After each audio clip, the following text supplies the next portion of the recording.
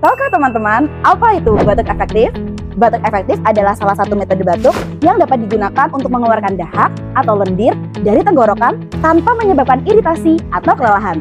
Batuk ini disarankan bagi penderita asma dan juga penyakit paru obstruksi kronis, ataupun bagi teman-teman yang merasa kesulitan untuk mengeluarkan dahak. Lalu, gimana caranya kita melakukan batuk efektif? Yang pertama, posisikan tubuh dengan nyaman seperti duduk tegak atau sedikit membungkuk ke depan. Yang kedua, tarik nafas sebanyak 2-3 kali. Setiap bernafas, tahan selama 2-3 detik dan hembuskan melalui mulut. Yang ketiga, pada tarikan nafas terakhir, batukan dengan cukup kuat. Ulangi langkah tersebut secukupnya dan minum air hangat untuk membantu mengencarkan dahak.